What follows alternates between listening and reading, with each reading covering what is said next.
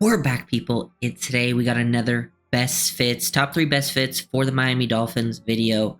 Gonna go over 3 corners today.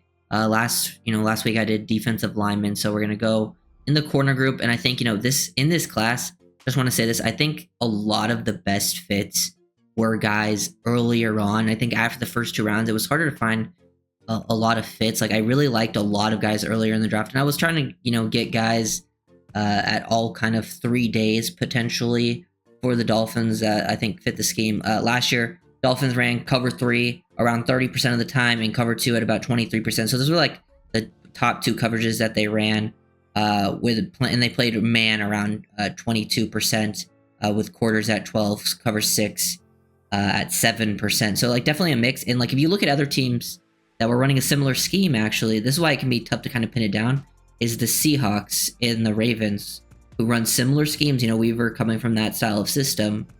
They actually ran press man at like a much higher rate compared to Miami. The other coverage rates were just like, all slightly different, but man was clearly one that they ran a decent amount more. So I wonder if the Dolphins will be trying to do that a little bit more.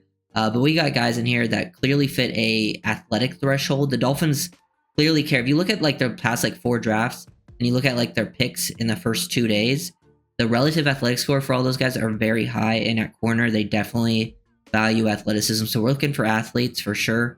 I think versatility, intelligence, and guys that are going to be squeezing stuff. So first one, I think is one that is a little like probably the most obvious one in my opinion. And one of my just favorite fits in general in the draft for Miami is Jahdae Barron. This guy comes in at just under 5'11", 194. He ran sub 4.4 speed, which is great, and like the quickness, all of that athletic stuff is on tape. One of the smartest players in the class. Like he wore so many different hats over his career for Texas. Just great versatility. Love watching him play in that aspect. You'll see him on outside, outside corner where he thrived, especially in cover 3, squeezing throwing lanes. Like when he opens up his hips, this is where the Dolphins struggled last year. And like all 3 of these guys can do this, is when a player opens up their hips, sort of bails, and like they now become, more vertical. They're opened up to the field. They would always give up sort of last year. They wouldn't squeeze on those in breaking routes, like running posts, skinny posts, slants, glance routes, anything at like a 45-degree angle. Dolphins would give up so many catches in that area when they would run this coverage playing soft. I want guys that can squeeze and make plays, and Jahdae Barron's one of those guys that can do that. He can also play in the nickel, anticipate. I've seen him line up at literally linebacker and make plays. Like this guy does everything. He's played safety. Literally, probably the biggest downside is he has really limited length. So he's probably not going to be a press man guy for you, but Dolphins don't play a ton of press man, so I don't think it's a super big thing. But this guy, super smart, can play in every type of coverage. Off man, zone, transitions really well. Is not going to allow those easy completions like I'm talking about after he opens his hips. Very, very, very big part of it. So, like seeing that. He's also willing to get physical. I think all these guys are willing to get involved in the run game. Not like I don't think it's any of their calling cards, but Barron's another one that will get involved. And he's not too small too, because like I think some guys will see him more as a nickel, and I think he can thrive at nickel at the next level. I think he could be a great nickel, but I think he's big enough and athletic enough, and also, like he has that ability to carry vertically and fast to still play on the outside as long as it's the right scheme, which I think Miami is the right scheme for that. And he's not small enough to where I think he's forced to just be a nickel at the next level as well. Because just under 5'11", 194, I think there's guys that play on the outside at that size. But he can do anything for you. So love Barron, love his fit. To me, first round player would be a quality first round pick for Miami. Now, going into your second guy, more of a second round option for Miami is Trey Amos, the Ole Miss corner, listed at just under 6'1". He's 6 foot and 3/4, 195. So, a little taller than Barron, maybe not as compact. But Dolphins like these style of players. Like, actually, these guys the next 2 are kind of similar sizes to Cam Smith, but both a little bit bigger. And, Trey Amos tested well, ran pretty well. He's got solid size, solid length. He's one that could play even some press man. If you want to go a little more press man, which I think the Dolphins could potentially want to do, he can do that. But also, like he started his career at Alabama, where he could show off that ability to play in more match coverage schemes. And then Ole Miss, you got to see like the very good zone instincts. He's another very good zone instincts guy.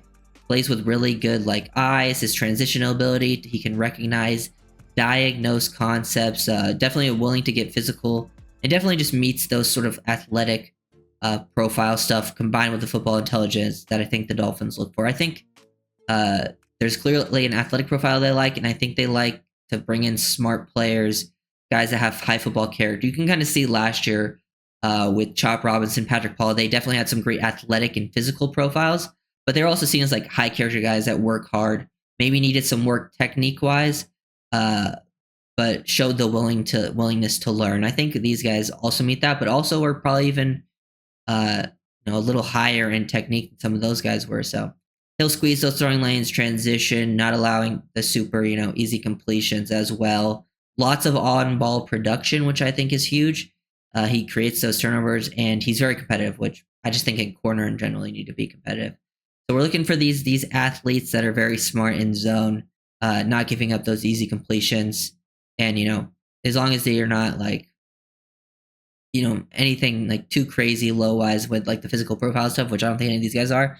That's fine. Now the third is where I kind of could have gone in any direction, because like to me, Jahdae Barron is the clear like fit in round 1. Will Johnson's another name that also would fit, but like Barron's like the glove fit. Trey Amos was like the clear fit to me in round 2. Now round 3 and later, I think this next guy could go round 3, round 4, somewhere in the middle rounds. I had a couple different names, but I ended up going with Dorian Strong from Virginia Tech.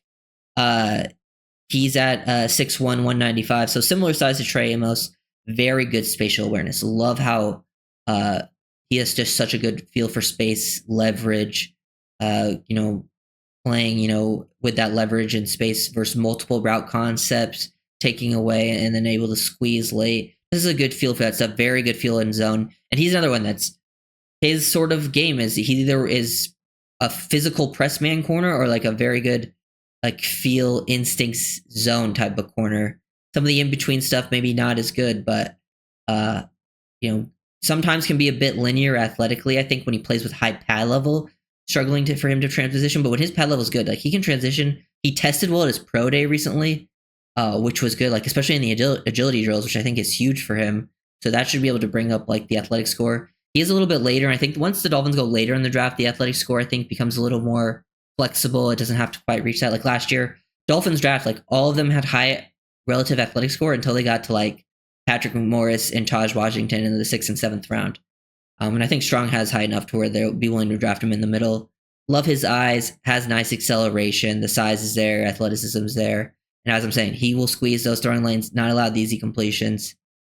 Same thing, he'll open up those hips and still be able to break and make a play. And just had like some of the better plays in terms of like spatial awareness, leveraging multiple routes, carrying one, and then, maybe bailing out, taking it, a second lane away. And like all these guys can also play like some cover 2, some quarters. Dolphins last year, like I said, they run cover 3 a lot.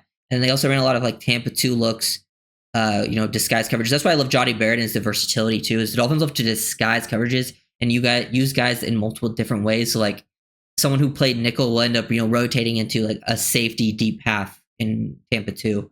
And I think Barron could probably do that the best out of these guys, but Strong's another name that fits in there. And I think just the Dolphins defense in general is a little harder to pin down like scheme fit wise in the offense, because the offense we have like a huge sample size now with McDaniel's been here for like 4 years. He's also the Shanahan scheme in general has just been around for a long time. It's very obvious to find a fit, I think, for the offense. The defense, Weaver's coming from, a couple different like mentors. He has like the Mike McDonald, and he had people there earlier that were a little more press man heavy. So like he's running like a mix of things here. But I think the one thing that you can take away from that first year is he loved the ability to disguise his coverages and combine like his blitz packages with his coverage. So finding guys that can play the zone coverage, but not give up those easy completions right away, because it often did like to mix in their different types of pressure looks. So, and athleticism. So I think just more of a Greer has a specific athletic threshold that I think you got to meet. And I think all these guys meet that stuff. So all guys I think are fits for sure.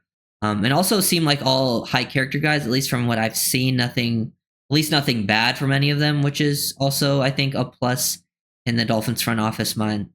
So let me know who you guys want to see next. I think next I'm probably going to do guard.